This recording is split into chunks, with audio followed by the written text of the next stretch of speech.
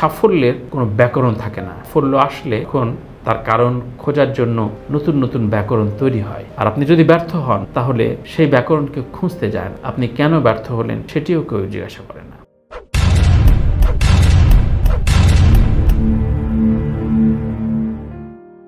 প্রিয় দর্শক, আসসালামু আলাইকুম। সবার উপরে শান্তি বর্ষিত হোক। থাম্বনেলে যাদের ছবি দেখেছেন তারা আসলে কতটুকু সময় অবধি থাকবেন বা আদৌ থাকবেন কিনা বা কোন স্তরে পৌঁছবেন এটা আমি আপনি কেউ বলতে পারি না। কারণ আমরা আমাদের এদেশে স্টারডম নির্ভর হয় দুই ঈদের ছবি কার কি গেল, এর পরবর্তী সেই রেসটা চলতে থাকে। তারপরও আমি আস্থা রাখতে চাই যে শাকিব খানের পরে সিয়াম আহমেদ, শরীফুল রাজ, আদর আজাদ এবং রোশান, এদের ভিতরে একটা জ্বলে ওঠার সম্ভাবনা রয়েছে। আমি মালিক আফসারি ভাইয়ের একটা কন্টেন্ট দেখছিলাম, তিনিও আমার এই ভাবনাগুলোর সাথে মিলিয়ে কথা বললেন। কিন্তু এদেরকে নার্সিং করার মূল দায়িত্ব কিন্তু প্রযোজক এবং পরিচালকের। কিছুদিন আগে আশাদ আদনান ভাই একটা ইন্টারভিউতে কথা বললেন যে যার ছবি চলে তাকে নিয়ে তো আমি আসলে কাজ করবো। অবশ্যই সেই দায়বোধকেই একজন প্রযোজক কাজ করেন, কিন্তু একটা প্রভাবশালী প্রোডাকশন যার বড় ধরনের বিস্তার রয়েছে, হল মালিকদের ভেতরে এক ধরনের নেটওয়ার্ক রয়েছে, সেই নেটওয়ার্কের গুণে সেই প্রভাবের বদৌলতে একজন তারকা তৈরি করার ক্ষমতা রাখেন কিন্তু তিনি। তাই সেই নার্সিং এর জায়গায়, সেই দায়িত্বের জায়গায় আমাদের বোধহয় কারো আসা উচিত। প্রসঙ্গত আসতেই পারে যে সিয়ামের নতুন ছবির পোস্টার যেটি আগামী ঈদে অর্থাৎ ঈদুল আজহায় আসবে, ছবিটির নাম দেখলাম জঙ্গলি, আপনারা অলরেডি দেখেছেন। সিয়ামের জন্মদিনে এটি প্রকাশ পেয়েছে। এমরহিম একটি অ্যাকশন মুভি করেছে এর আগে সিয়াম এবং পূজাকে নিয়ে। এমরহিম মূলত ছিলেন রাহান রাফির অ্যাসিস্ট্যান্ট পরিচালক এবং সেখান থেকেই তার মেধা যোগ্যতা সিয়াম লক্ষ্য করেন এবং সেখানে এক দুই কথা থেকে শুরু করে সিয়ামকে নিয়ে ছবি বানানোর প্রস্তুতি হয়। তারপরে তো একটা ছবি তৈরি করা হলো যেটি অলরেডি বাজারে এসছে, অ্যাকশন ঘরানার ছবি সিয়ামকে কেন্দ্র করে, এবং সেটি খুব একটা চলেনি। আমি পোস্টারটা দেখিয়ে দেবো, নাম এই মুহূর্তে মনে আসছে না। এনিওয়ে, জঙ্গলি পোস্টারটা আপনার কাছে কেমন লেগেছে এটি কমেন্ট বক্সে প্লিজ জানাবেন। আমার কাছে যদি খুব নিউট্রালি আমি বলতে চাই যে আমি হঠাৎ করে দেখে মনে হচ্ছে পুষ্পা 2-র কোনো নতুন পোস্টার দেখছি কিনা। একটু জুম ইন করে আমি দেখলাম যে না, এটা সিয়ামের ছবি, খুবই অন্যরকম হয়েছে। সিয়ামকে এভাবে দেখা যায়নি, সবকিছু ঠিকঠাক আছে, কিন্তু প্যাটার্ন এত বড়, এত পপুলার একটা পোস্টার প্যাটার্নকে কেন নিতে হবে এটি আবার কেউ বলছে না। তো এটি এই যে আমরা সমালোচনার জায়গাগুলো বন্ধ রাখছি, এতে যেটা হয় যে একটা দুর্দান্ত কাজ করার স্পৃহা কমে যায়। সিয়াম আমার খুব আদরের ভাই, ওর যে কোনো সাফল্যে আমার ভালো লাগে। আমার ছেলে ওর ভীষণ ভক্ত দামাল ছবি দেখার পর থেকে। সবকিছু ঠিক আছে, কিন্তু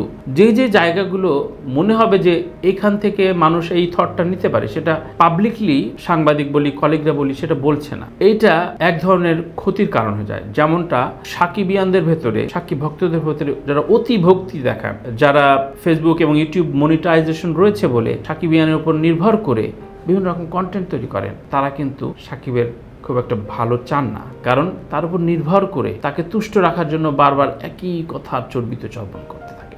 এই তেলবাজি চর্চায় কখনো কোনো তারকার, কোনো বড় বড় অফিসারের কোনোদিন কারো উন্নতি হয়নি। এই তোষামতকারী সবসময় ভয়ঙ্কর এবং ক্ষতিকর। যাই হোক, তারপর আমি বলি যে সিয়াম খুবই শিক্ষিত, মার্জিত এবং খুবই পরিশ্রমী একজন অ্যাক্টর। এই ধরনের নায়কদের নিয়ে, এই ধরনের অভিনেতাদের নিয়ে পরিচালক নানানভাবে খেলতে পারে। শরীফুল রাজ যেমন, শরীফুল রাজের এবারেও 3টি ছবি মুক্তি পাচ্ছে। সর্বাধিক ছবির নায়ক শরীফুল রাজ, সেটি কাজল রেখা বলি, ওমর বলি বা দেয়ালের দেশ বলি। তার মানে শরীফুল রাজ কিন্তু তার রেসের ভেতরে নিজেকে নিয়োজিত রেখেছেন। এর মধ্যে পরিমণির সাথে তার বিচ্ছেদ হয়েছে, নানান রকম তর্ক বিতর্ক হয়ে উঠছে, কিন্তু স্টারডম, তার অনস্ক্রিন প্রেজেন্স যদি সৎ থাকে, সেই সততার জায়গায় যদি শরীফুল রাজ ঠিকঠাক থাকে, তাহলে কিন্তু দর্শকরা ঠিক তাকে রিসিভ করবেনই, যেটা রিসিভ করেছেন জেমস ভাইয়ের ক্ষেত্রে। জেমস ভাইয়ের নিজস্ব জীবন, ব্যক্তি জীবন, তার ডিভোর্স, তার প্রেম, প্রেমিকাকে নিয়ে পালিয়ে বিয়ে ইত্যাদি নানান রকম কন্ট্রোভার্সি তার জীবনে ছিল, কিন্তু অনস্টেজ তার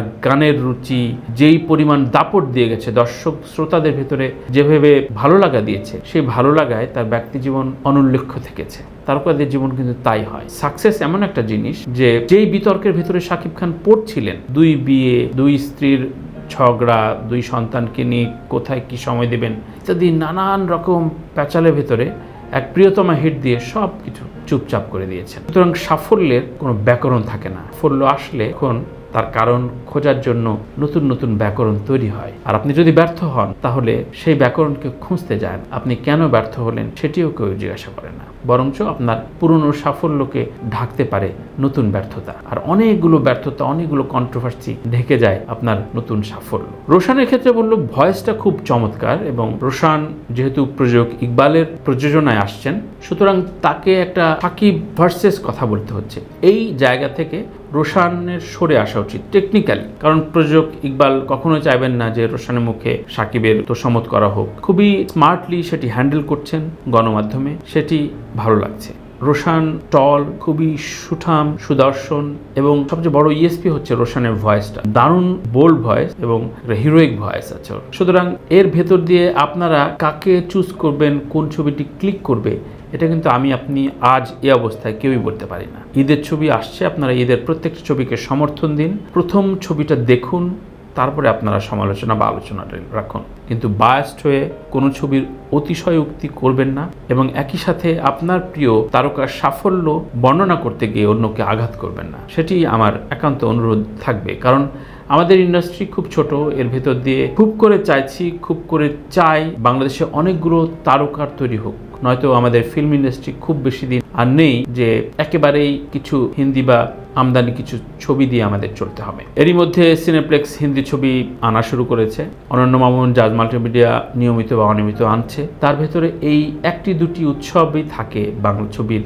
জন্য, যেটি প্রধান উৎসব ঈদ উল ফিতর। সুতরাং এই ঈদে আপনাদের সমর্থনটা অনেক বেশি গুরুত্বপূর্ণ। তাই অযাচিতভাবে অন্ধ সমর্থন যেমন চাইছি না, তেমনি আমি যেই কজনের কথা বললাম তাদের ভেতরে তাদের ছবি যদি আপনাদের মনোগ্রাহী হয়, অবশ্যই তাকে নিয়ে লিখুন, সাপোর্ট দিন এবং তার ক্যারিয়ারের জায়গায় দাঁড় করাতে সাহায্য করুন। ঈদের ছবি নিয়ে আমি র্যান্ডমলি কথা বলবো ঈদের আগ পর্যন্ত, এবং ঈদের পরবর্তীতে প্রত্যেক ছবি নিয়ে আমি রিভিউ দেবো আমার মতো করে। আজ এই কন্টেন্টটি এ কারণে প্রকাশ করছি যে আপনাদেরকে জানান দেয়া যে এতগুলো লগ্নি, এতগুলো তারকার বা ছবি শ্রমিকই বলি বা চলচ্চিত্র শ্রমিকই বলি, এই সিয়াম, শরীফুল রাজ, রোশান, এত স্মার্ট হ্যান্ডসাম এই তরুণরা অনেক কিছু ফেলে স্বপ্ন দেখে চলচ্চিত্রকে ভালোবেসে কাজ করছেন। তাদেরকে যদি পরিচালক ঠিকঠাক মতো পোট্রে করতে পারেন, দারুণ কিছু হবে আশা করছি।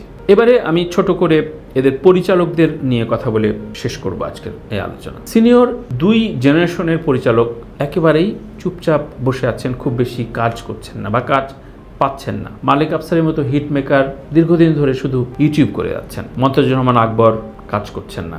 বদিল আলম খোকনের হাতে কাজ নেই। যে 2-1 তরুণ নির্মাতার রয়েছেন তারা শাকিব খানকে নিয়ে ব্যস্ত। 3 জন পরিচালক শাকিব খানকে নিয়ে ব্যস্ত।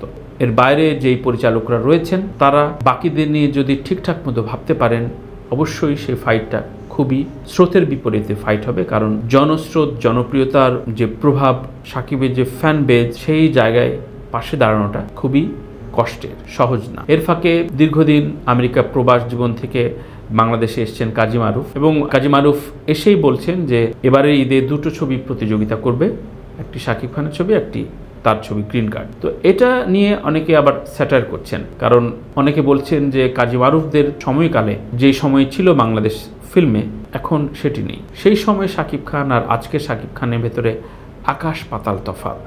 সেই সময় শাকিব খান 50,000 থেকে 1 লাখ 2 লাখ ছবি করেছে বা 3 লাখ পর্যন্ত ছবি পারিশ্রমিক নিয়েছে। আজকে শাকিব খান 1.5 কোটি টাকা নেন একটি ছবি করতে। একইভাবে কাজী মারুফের সেই সময়কাল আর আজকের কাজী মারুফ এই স্টারডমে বিশাল ফারাক রয়েছে। তারপরও ছবি মূলত কথা বলে। ছবির গল্প, গাঁথুনি, এর গান, এর প্রজেকশন, এর কালার গ্রেডিং, এর বিজিএম সবকিছু ঠিকঠাক থাকলে একটি ছবি মানুষের মনোগ্রাহী হয়। বাজারে স্টান্ট নেওয়ার জন্য বলতেই পারেন কাজী মারুফ, দর্শকরাই তার ফলাফল দেবে। সুতরাং আমি এখানে বসে কোনো কিছু বলাটা খুব বেশি যৌক্তিক হবে না। ঈদের ছবি দেখুন, ঈদের ছবির সাথে থাকুন, অথেন্টিক সমালোচনা করুন। আপনার মনের ভেতরে যেই সততা নিয়ে যা ভালো লাগছে সেটি বলুন। কাউকে তুষ্ট করবেন না অযথা, কাউকে তুষ্ট রাখার জন্য কোনো কিছু করবেন না। আল্লাহ হাফেজ।